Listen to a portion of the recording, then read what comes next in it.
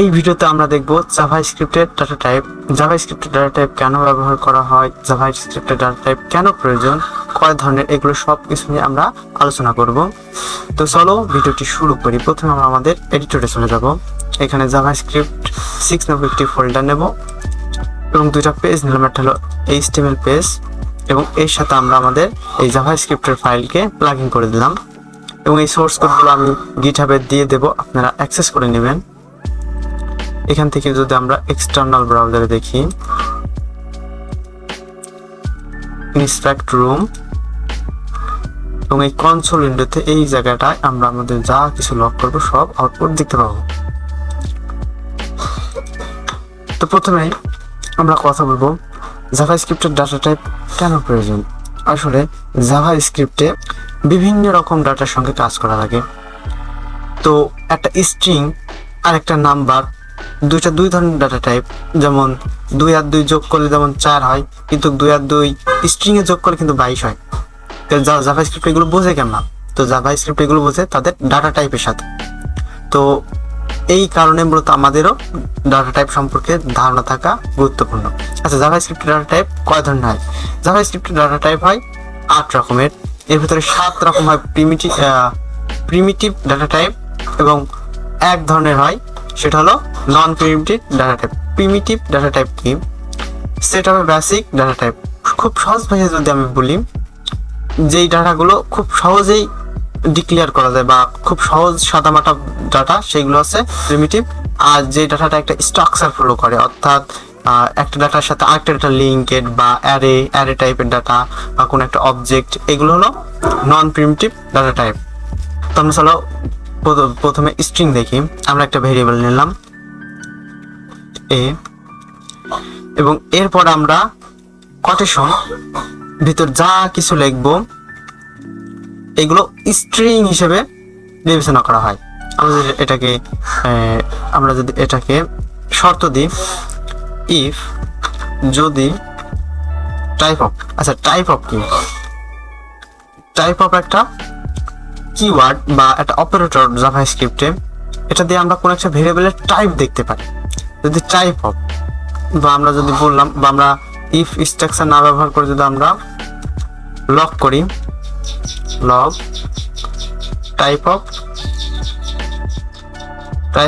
এ এভাবে করে, অর্থাৎ এর মানে হলো আমরা এই ভেরিয়েবলের এটা কোন ধরনের ডাটা টাইপ বা কি ধরনের ডাটাতে আছে আমরা যদি দেখি, তাহলে আমরা দেখবো স্ট্রিং টাইপের ডাটা আছে। তো স্ট্রিং টাইপের ডাটা আমরা 3 ভাবে ডিক্লেয়ার করতে পারি। একটা হলো এই সিঙ্গেল কোটেশনের মাধ্যমে আমরা ডিক্লেয়ার করতে লিখতে পারি। আমরা ডাবল কোটেশন বা ডাবল এই চিহ্ন দ্বারা আমরা লিখতে পারি। তো আমরা যে কোনো একটা ভেরিয়েবল বা যে কোনো একটা ক্যারেক্টার লিখলেই হবে বা ওয়ার্ড লিখলেই হবে, এটাও স্ট্রিং রিটার্ন করবে। এবং আরেকভাবে আমরা ব্যবহার করে থাকি, সেটা হলো ব্যাককিট বা ব্যাকওয়ার্টের মাধ্যমে। এটা আছে ট্যাবের উপর এবং 1 এর পাশে আছে এই যে এই চিহ্নটা দ্বারা কি করা হয়, আমরা স্ট্রিং লিখি এবং এটা কি করে, এটার ভিতরে আমরা ভেরিয়েবল বা অন্য ডাটাও পাস করতে পারি। তো তার ব্যাপারে আমরা সবার এসে থাকবো এবং এটা সবথেকে গুরুত্বপূর্ণ। তোমরা এই জাভাস্ক্রিপ্টের এই বৈশিষ্ট্য প্রচুর ব্যবহার করবে। তো এই ভিডিওটা অবশ্যই শেষ পর্যন্ত দেখবে। আমরা এখানে কিছু লিখতে পারি, এটাও স্ট্রিং রিটার্ন দেবে। তো আমরা চলে এবার একটা নাম্বার দেখি। আমরা যে কোনো একটা নাম্বার, ভেরিয়েবলের নাম্বার, যে কোনো একটা নাম্বার, এটা কি করবে, এটা নাম্বার রিটার্ন দেবে। নাম্বার আমি যদি কোনো ফ্লোটিং পয়েন্টের নাম্বার দিই, তো কি করবে, তার একটা নাম্বার রিটার্ন দেবে। নাম্বার ভেরিয়েবলে আমরা 1 2 3 4 কোনো ফ্লোটিং বা ডবল যাই দিই কেন, এটা নাম্বার রিটার্ন দেবে। এখন নাম্বারের ধারণ ক্ষমতা কত? নাম্বারের ধরো 64 বিট ধারণ ক্ষমতা আছে, মানে 64 বিট বাইনারি ডাটাকে স্টোর করার পরে এটা আর কোনো সংখ্যা নিতে পারে না বা তার থেকে বড় সংখ্যা নিতে পারে না। তো এই সমস্যার সমাধানের জন্য আমরা কি করি, আমরা বিগ ইন্টিজার ব্যবহার করি। বিগ ইন্টিজারটা কি?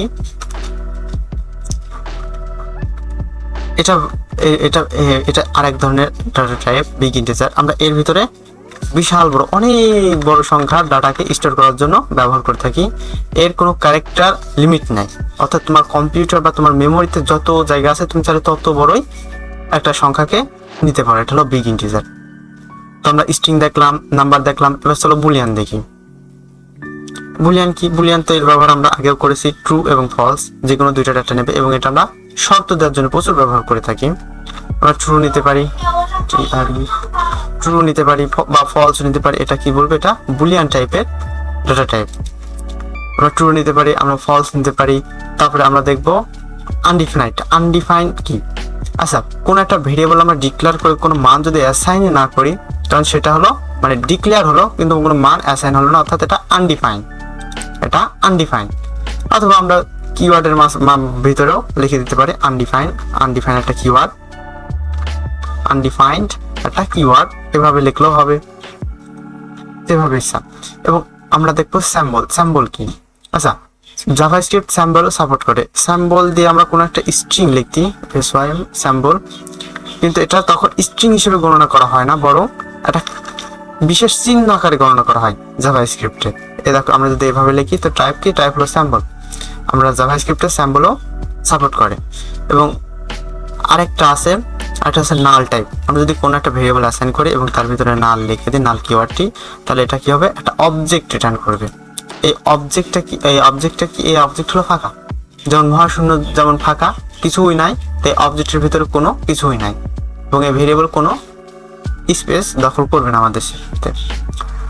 তো এবার চলো নন প্রিমিটিভের একটা উদাহরণ দেখি। আমরা একটা ভেরিয়েবল নিলাম, লেট বি সমান একটা অবজেক্ট নিই। অবজেক্ট কিভাবে? কার্লি ব্র্যাকেট একটা কি দিলাম, ধরো কি 1, তার ভিতরে কোলন এবং একটা ভ্যালু অ্যাসাইন করে দিলাম 1 বা 2, 12 অ্যাসাইন করে দিলাম। একটা কমা সেপারেট, তারপরে কি নিলাম, কি2 নিলাম, তার ভিতরে একটা ভ্যালু অ্যাসাইন করে দিলাম। আচ্ছা, এই অবজেক্টকে যদি আমরা অ্যাক্সেস করতে চাই, এটা একটা অবজেক্ট, আগে তাই দেখাইনি, এটা একটা object. Log type of B এর টাইপ কি? যদি আমরা দেখি তো এটা একটা অবজেক্ট। আমরা উপর থেকে কমেন্ট করে দিই, এটা একটা অবজেক্ট। এবং আমরা বি এর ভিতরের ভ্যালুকে কিভাবে অ্যাক্সেস করি? আচ্ছা, লগ আমরা বি এবং ডট অপারেটর এবং যে কোনো একটা কি এর নাম দিয়ে দিই, ধরো আমরা কি 1 নিলাম। তো ঠিক এভাবে আমরা কোনো একটা অবজেক্টের ভিতরে আবার কোনো একটা ডাটা আছে, সেই ডাটাতে আমরা অ্যাক্সেস করতে পারি, অ্যাক্সেস করতে পারি। আমরা চাইলে একটা কি লিখতে পারি এবং এখানে একটা ছোট একটা ফাংশনাল কাজও করতে পারি, যেমন কি3 কোলন ব্র্যাকেট দিই 3 আর 2 যোগ করলাম।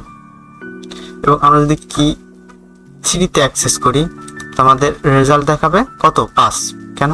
আমরা এই ডাটা টাইপের ভিতরে একটা কি ভ্যালু সম্পর্কে একটা পেয়ারে একটা ডাটা রাখতে পারি। অর্থাৎ দেখো, এটা একটা ভেরিয়েবল, এটা একটা ভেরিয়েবল, বা এটা একটা ভেরিয়েবল হিসেবে গণনা করা হয় এবং সবগুলো একটা ভেরিয়েবলের অন্তর্ভুক্ত।